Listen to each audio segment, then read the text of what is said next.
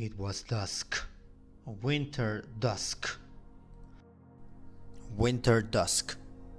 Snow lay white and shining over the pleated hills, and icicles hung from the forest trees. Snow lay piled on the dark road across Willoughby Wold. That's Willoughby Wold, Willoughbywol.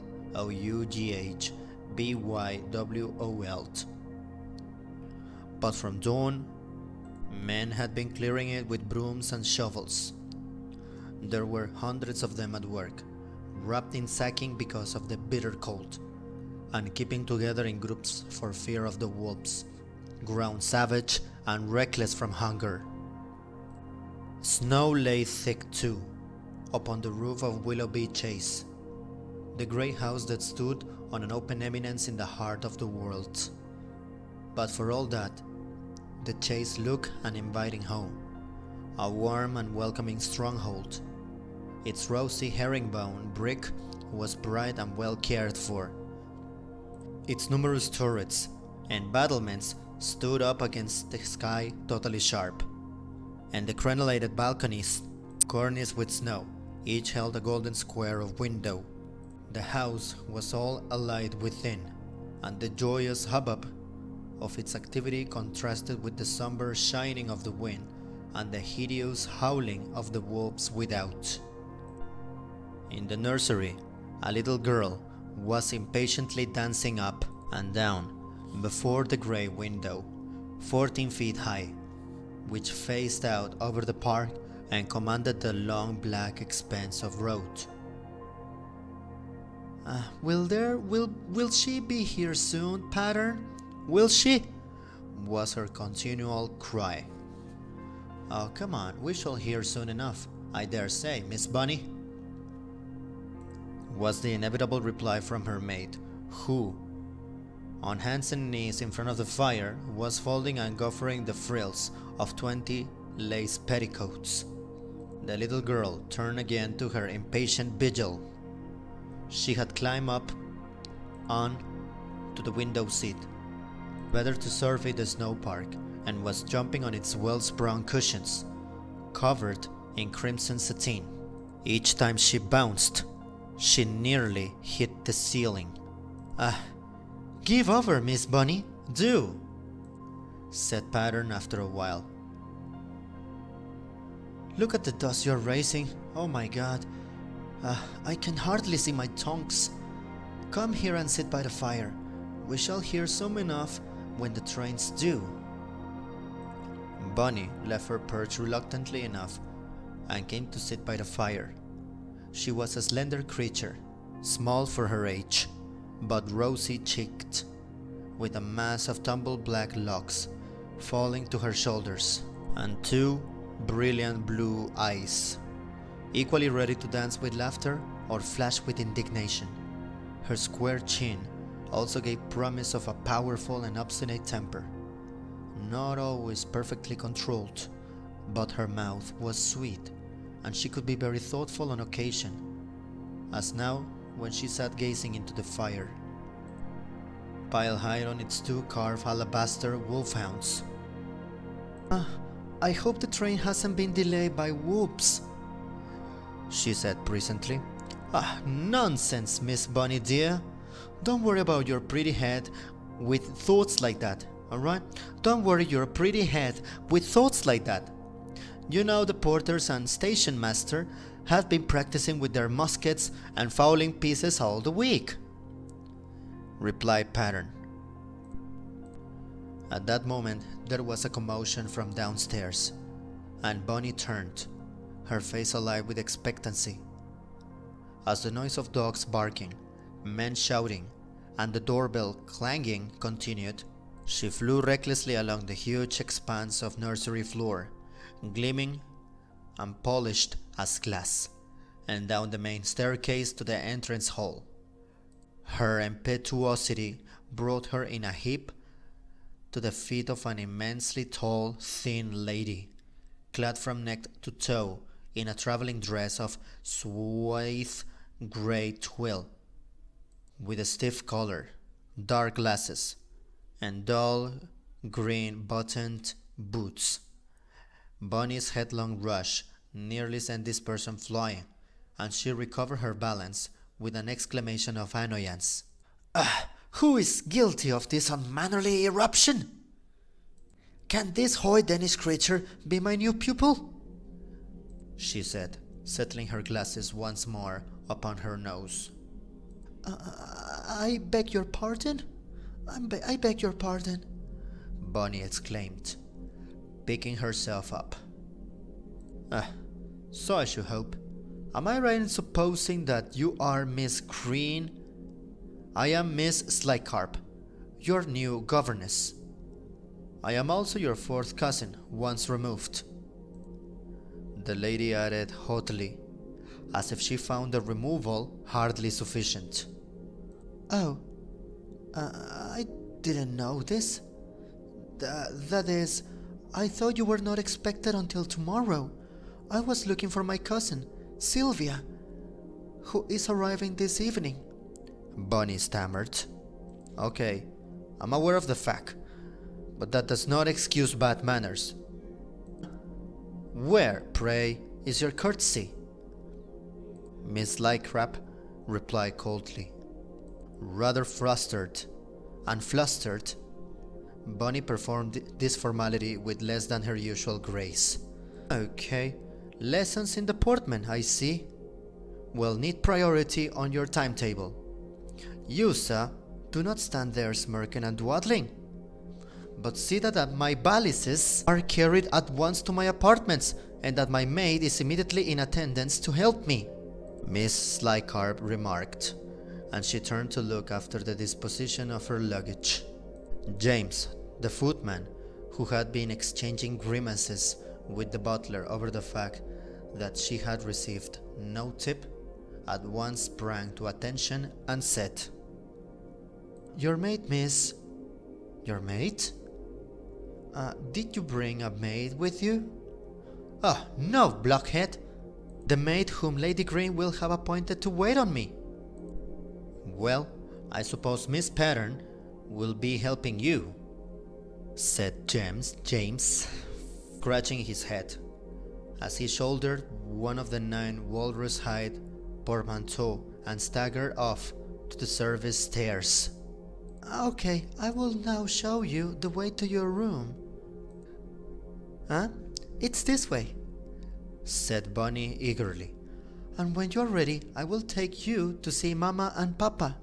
I hope we shall love each other, she continued, leading the way up to the magnificent marble staircase and along the portrait gallery. I shall have so much to show you, my collection of flint arrowheads and my semi-precious stones. Miss Lycard thinned her lips disapprovingly, and Bonnie, fearing that she had been forward, said no more of her pursuits.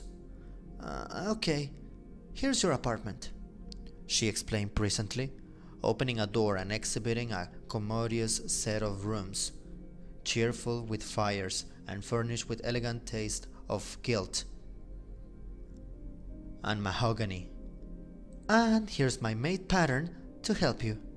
Miss Lycard drew down her brows at this, but acknowledged the remark by an inclination of her head.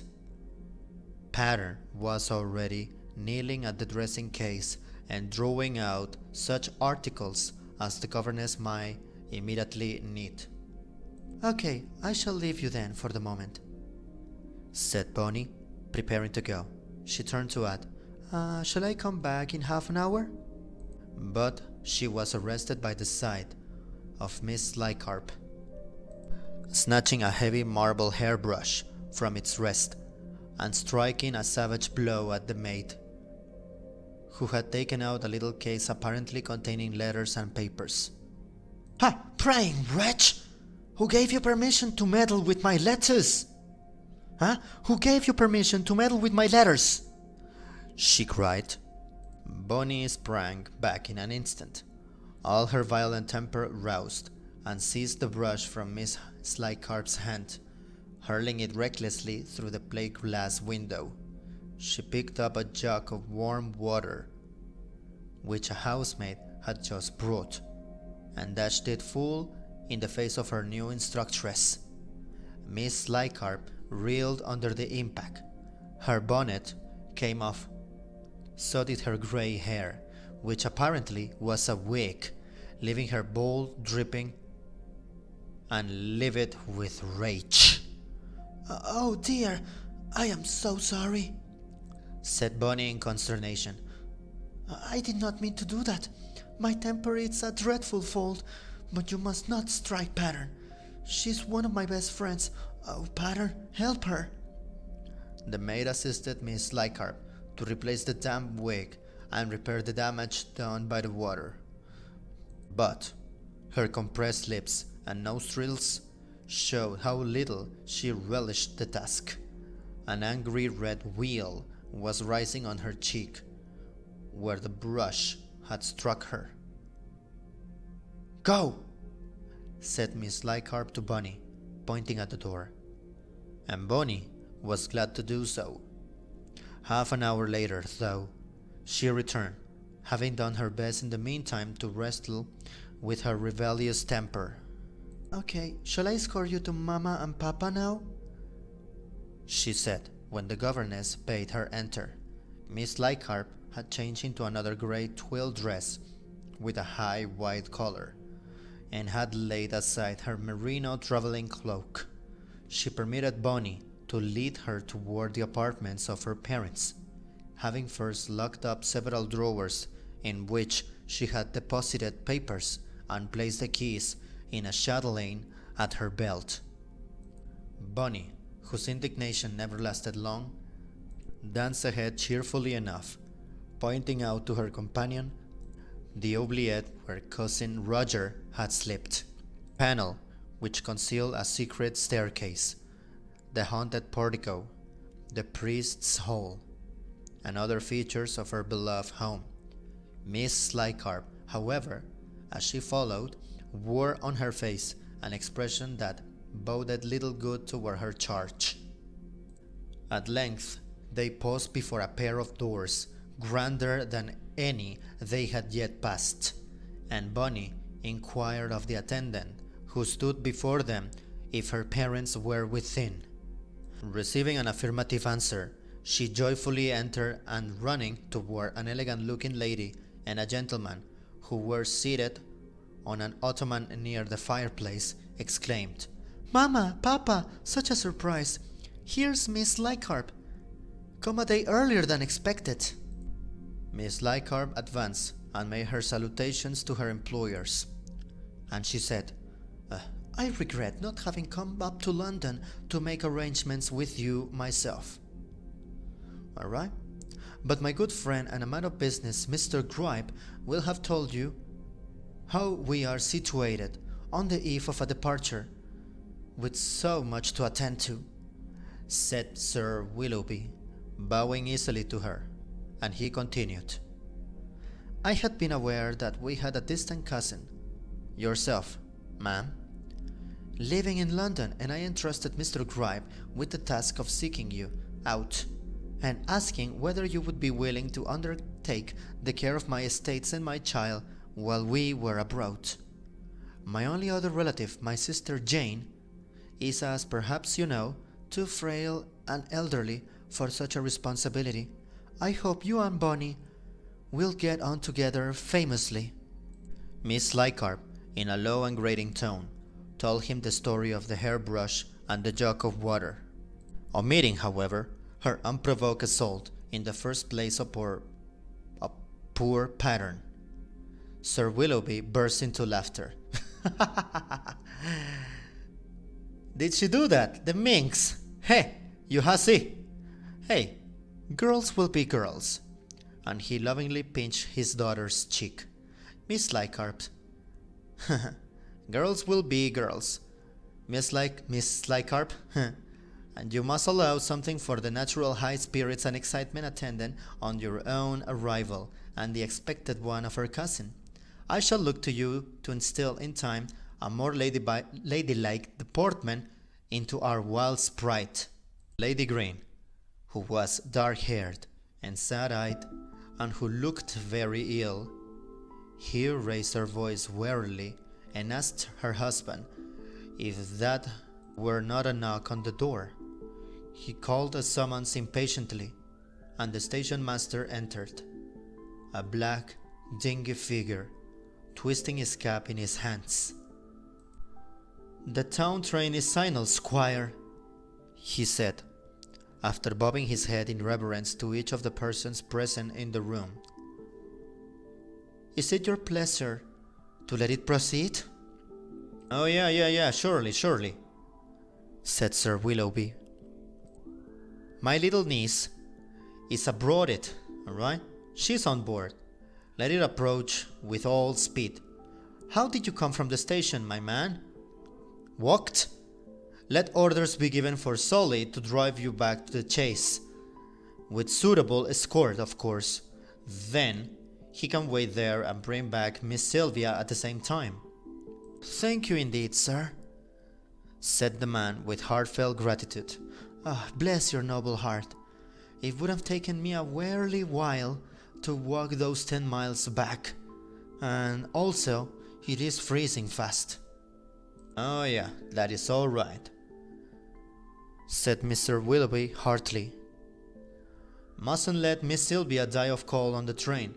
Besides, the wolves might get you, and then the poor child will be held up on the train all night for want of the signal, right? Never do, eh? Well, Bunny, what is it, miss?" "Oh, Papa," said Bunny, who had been plucking at his sleeve. "May I go with Shelley in the Chase to meet Sylvia? May I?" "No indulgence should be permitted a child who has behaved as she has done."